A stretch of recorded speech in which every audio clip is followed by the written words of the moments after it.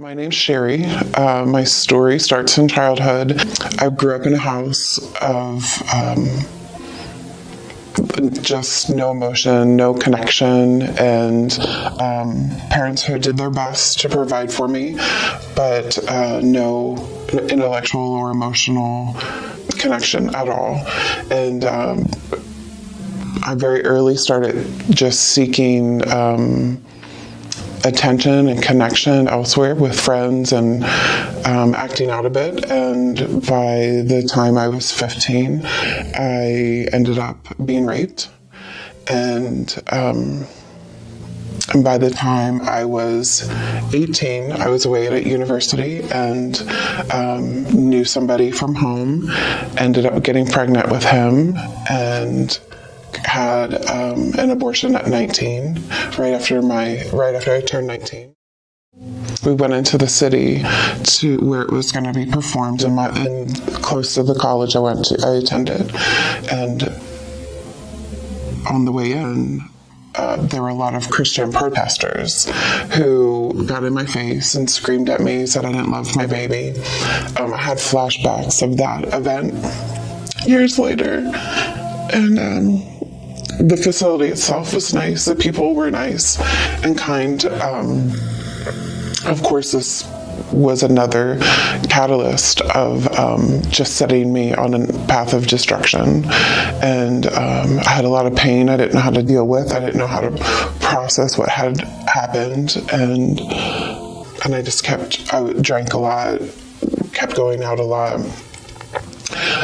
Fast forward to, I think I was 30 or 31 maybe at the time. And I was living in DC, ended up getting pregnant again. And I thought, I can't do this again. I can't do it again. Started looking for adoption agencies, and then I was just so overwhelmed, and I just wanted it to not have the problem. So I ended up getting another abortion, and this one I felt like completely ripped my soul in half, and the people were not very kind. It was a very different experience. I left very dazed and confused, not knowing, obviously I knew what I went in for, but coming out not knowing what was going on, and I spiraled very quickly, and within 24 hours I found myself standing in front of a bottle of Tylenol, not even knowing if it would kill me, but thought if I took this huge bottle of Tylenol, maybe I could just be gone, and I just wanted everything to stop. But I thought, just go to bed. You can always kill yourself tomorrow if you want to. And I went to bed, and of course I didn't. The first one, when I was in college, I knew him from around my hometown. I went to college 4 hours away. I told him he was very kind and nice and supportive, and just said, what do you want to do? And I said, I don't know. What do you want to do? And he said, well, I don't really want to be a dad. I'm not ready yet. And I said, well, I don't really want to be a mom either. I just started school. I want to finish school. I want to have my whole life ahead of me. I finally got out of my house. I finally got away from the walking on eggshells and all the angst and I could just be free for a while. I didn't want to go back to that, and I didn't want to go back covered in so much shame. And he was very supportive, and he paid for half, I paid for half. He drove me, he stayed with me, he took me home, checked on me, but then the relationship ended at that point.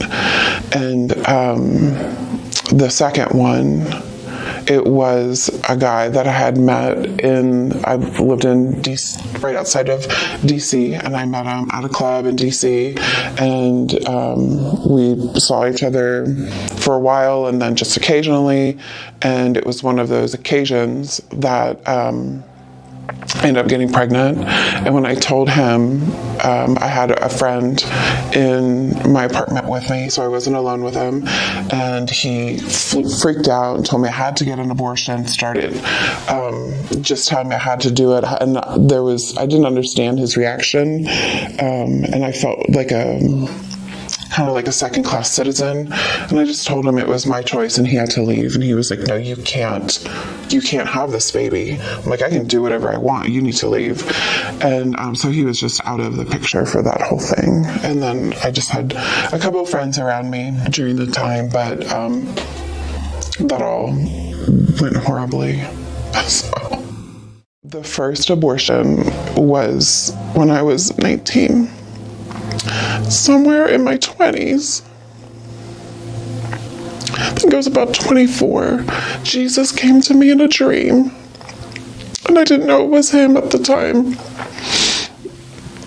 And every emotion that I felt, like, I prayed, not knowing what I was doing. I took some yoga position I didn't know, and just kind of prayed, and said, I'm really lonely. And this whole thing, everything stemmed on, my entire life stemmed on wanting connection and wanting love. And every emotion that I felt, whether it was like pure hurt or pain, I would look at his face and he felt the same thing. I would close my eyes and open, and then it would be pure joy and he'd feel the same thing. And it went through like 4 or 5 emotions. And every time, and just seeing his face, and I woke up with the most incredible peace. Now I understand it's the peace that passes all understanding. I didn't know it then. I didn't really know. I thought, oh, Jesus, or God showed me who my husband's gonna be, because that's what I was praying for. I was praying for a man in my life that would love me. But I ended up turning my back completely. That was during a small pocket of time that I ended up being around Christians and was really reaching out. I didn't really, I didn't not believe in God, but I certainly didn't explore it before that. And after that, at some point, I actually just denounced Jesus altogether. And every time I did it, I could feel like a piece of my heart dying every time I said it out loud. But I would go on and tell people about this dream, and didn't realize that I was basically prophesying who my husband was going to be, Jesus. But after the second abortion, I was very distraught and just not quite sure, just done with my lifestyle, the way things were going, the fact that I was in my early 30s and made these kind of choices. I definitely felt wrecked and ruined for sure, and I was just completely done. And lo and behold, I now say that God, like, I messed up severely enough that God was like, all right, I'm taking over, you're done. And I met my husband, and we just celebrated our 14th anniversary. And I got saved maybe 2 years into our marriage. Went into a church believing in reincarnation, had the Holy Spirit come across my chest, and basically Father God told me that his son was the way. And I instantly knew. It was just the most wild experience. It took me a little bit to understand what was going on, and I can't say I ever fully processed it. Maybe 8 or 9 years into that, I landed with a autoimmune, still feeling yucky, taking on too much, and just sitting in anger and bitterness. When I had the second abortion, I said I felt like my soul split in half. I never quite felt like, no matter what was going on, I never quite felt okay inside. I always felt really broken and really bitter and really angry. And some of that helps when I was saved, but there was still a lot that was missing. And of course, sitting in all that yuck, developing the autoimmune problem, I had a friend invite me to a healing conference, and at the healing conference she laid hands on me. It's actually her. She laid hands on me, and God healed me. But even more, at the conference, one of the team prayed for me, and he said, I see two rivers coming together. And I knew it was that moment that I felt like my spirit had split in half, and the Lord just pulled it together, and I've never felt that broken again. And of course, I'm married now, but Jesus is always my first man. And all of my problems, all of my issues was all stemmed on just wanting love and connection. And he came right into my bedroom and showed me that it was him. And after I got saved, he reminded me of the dream. And there's a girl who paints a picture of Jesus, and it's the exact image that I saw in my dream. If I could go back and tell myself or another young person that it's not the end, it's the beginning, and it's beautiful. And God will show up for you each and every time that you need him to. And that it's scary, but go ahead and bring that life. God made it so. And he'll take care of you and it and the baby. If I could give one word to someone, it would be hope. But I would just want to pray over them. The presence is what changes. Give me your phone number, because you're not alone. There's plenty of us out there, and we all have a lot of pain, and you don't have to do it alone. That's what I would say. So in my testimony, there's a lot of beautiful stories when he saved me, when he healed me physically. And there's a lot of emotional healing in that as well. But one of the stories that I have not talked about until recently, until the Lord has prompted me to, is I don't tell the story of my abortion.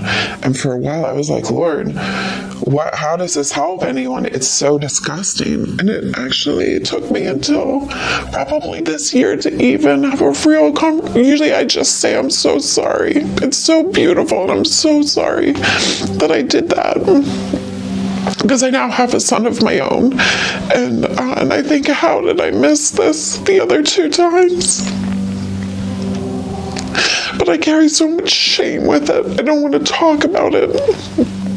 And I realized through working with the Lord that I've kind of shoved it down and I'm saying, well, Lord, that my past is my past. You've healed me, but I haven't been healed of it. I just shoved it away. But he's been talking to me recently about bringing, just because of the shame that I carry with it, and how it's an entry point for the enemy to come in. And as long as I carry that dirty secret, the longer I can't move on into what he has for me. He started kind of bringing this out, highlighting this to me about maybe a year ago, was it? February, during. And so I've talked to him and about it. And during one just alone with the Lord and just praising and worship and talking to him about my babies. I do have felt like the first one was a girl, the second one was a boy, and I have named them, and I feel like I have seen the vision of them in my mind and what they would look like. Whether it's true, I believe it is. When I get to heaven, I would hug them and just, honestly, I'm sorry I missed life with them, but we get to be in heaven together. And I would say I would take their hands and walk with them and hug them and let them fall asleep on my chest.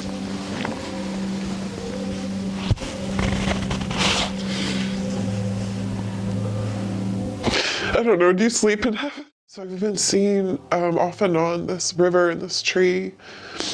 And sometimes, most of the time I'm there with Jesus. And actually just now I had this picture of, when you lay with your kids and you watch the clouds go. But we'll just lay on like the beautiful spring or summer day. We'll just watch the clouds go and hear the stream and the tree. And I think it'll just be a lot of beautiful times.